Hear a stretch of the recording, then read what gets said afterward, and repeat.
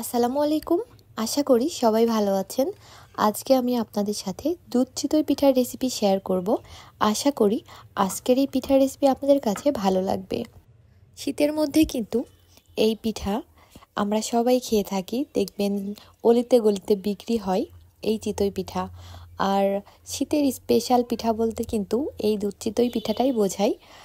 আমরা মোটামুটি সবাই পছন্দ করি। আমার কাছে অনেক বেশি ভালো লাগে, আমি প্রায় সময়ই বানাই।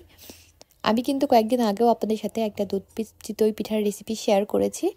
আসলে এই পিঠাটা অনেক রকম করে বানানো যায়, তো আজকে আমি একটু অন্যরকম করে বানিয়েছি, সেটাও আপনাদের সাথে শেয়ার করছি। প্রথমে আমি হালকা কুসুম গরম পানি নিয়েছি আর দিয়েছি পরিমাণ মতো লবণ। এখন আমি শুকনো চালের গুঁড়া দিয়ে দিচ্ছি। পরিমাণ বুঝে দিয়ে নেবেন, একবারে বেশি দেওয়ার দরকার নেই, অল্প অল্প করে দিয়ে একটা ডোর মতো বানিয়ে নেবেন। অবশ্যই সফট ডো হতে হবে। দেখতেই পাচ্ছেন আমি ভালোভাবে হাত দিয়ে মেখে নিচ্ছি। আর এই কাজটা অবশ্যই করতে হবে, মাখাটা কিন্তু অনেক ইম্পর্টেন্ট। মেখে 20 মিনিটের মতো আমি রেস্টে রেখে দিব, চেষ্টা করবেন রেস্টে রেখে দেওয়ার জন্য। আর এদিকে আমি দুধের শিরা তৈরি করে নেব, তার জন্য আমি পরিমাণ মতো দুধ দিয়ে নিয়েছি। আপনারা যেই পরিমাণ পিঠা ভিজাবেন সেই পরিমাণ বুঝে দুধের শিরাটা বানিয়ে নেবেন। আর আজকের এই পিঠার মধ্যে কিন্তু আমি একটুও পানি ব্যবহার করব না। দেখতেই পাচ্ছেন দুধের শিরাটার মধ্যে আমি শুধু দুধ দিয়েই শিরাটা বানিয়ে নিচ্ছি। আর দিয়ে দিচ্ছি গুড়। আমার কাছে গুড়ের পিঠাটা অনেক বেশি ভালো লাগে। আর আপনারা যদি মনে করেন চিনি দিয়ে বানাবেন, সেই ক্ষেত্রে চিনি দিতে পারেন। দিয়ে দিয়েছি সামান্য পরিমাণ লবণ আর 2টা এলাচ। আমার কাছে মনে হয় চিনি দেওয়ার থেকে দুধ দিলে এই পিঠার টেস্টটা অনেক বেশি ভালো আসে। আর আমি এখানে দিয়ে দিয়েছি 1/3 কাপ পরিমাণ ফ্রেশ কোরানো নারকেল। চেষ্টা করবেন ফ্রেশ কোরানো নারকেল দেওয়ার জন্য, তাহলে খুব সুন্দর একটা ফ্লেভার আসবে। আর এই পিঠাটার টেস্টও কিন্তু অনেক গুণে বেড়ে যাবে। এখন আমি ভালোভাবে মিশিয়ে নিচ্ছি। দুধটা কিন্তু আমি 8-10 মিনিটের মতো ভালোভাবে জাল করে নিয়েছি। চুলার আঁচটা মিডিয়ামে রেখে ভালোভাবে জাল করে নিয়ে ঢাকনা দিয়ে এভাবে চুলার পাশে রেখে দিতে হবে। এখন আমি একটা পিঠার ছাঁচ নিয়ে নিয়েছি আর একটা টিস্যু পেপার দিয়ে খুব ভালোভাবে তেল লাগিয়ে নিয়েছি। তেল লাগানোর পরে চুলার উপর রেখে দিতে হবে, একদম চুলার আঁচটা লোতে রেখে। এখন আমি যেই পিঠার ডোটা বানিয়ে রেখেছিলাম তার মধ্যে নারকেল দিয়ে দিয়েছি। এখানে আমি 1/3 কাপের একটু বেশি নারকেল কোরানো দিয়ে দিয়েছি। আপনারা আরও কম বেশি করে নিতে পারেন।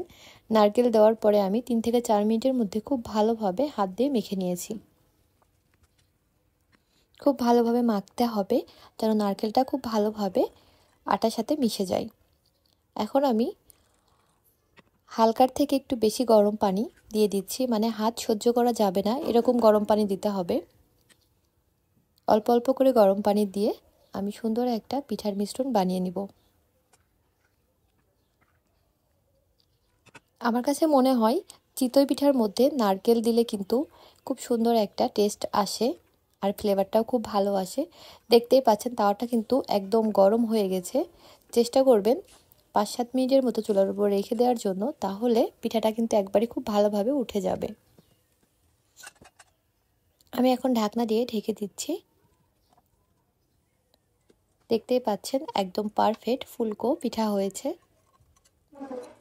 আপনারা যদি এরকম পারফেক্ট ফুলকো এই পিঠা বানাতে চান, তাহলে আমার এই রেসিপিটি ফলো করে বানাতে পারেন। একইভাবে আমি সবগুলা পিঠা বানিয়ে নিব।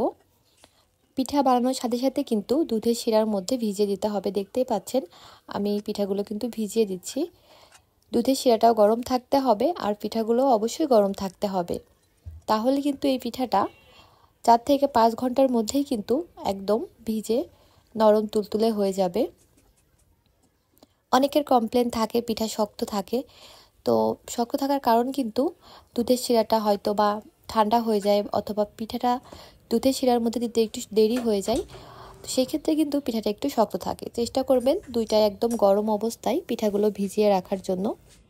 সবগুলা পিঠা দেওয়া হয়ে গেছে, আমি আপনাদেরকে দেখিয়ে দিচ্ছি কি অবস্থায় রাখতে হবে।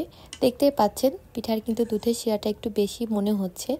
এই পিঠাগুলো যখন একদম দুধের শিরায় ভিজে যাবে তখন কিন্তু শিরাটা একদম কমে যাবে, তাই অবশ্যই একটু বাড়তি করে রেখে দিতে হবে। এভাবে আমি 4 ঘন্টা রেখে দিব, তারপর আপনাদের সাথে শেয়ার করব কেমন হয়েছে। দেখতেই পাচ্ছেন পিঠাগুলো কিন্তু একদমই ভিজে গেছে। আশা করি আজকের রেসিপি ভালো লেগেছে। ভালো লাগলে ট্রাই করবেন, কেমন হয়েছে কমেন্ট করে জানাবেন। সবাই ভালো থাকবেন, সুস্থ থাকবেন। নতুন রেসিপি নিয়ে দেখা হবে। আল্লাহ হাফেজ।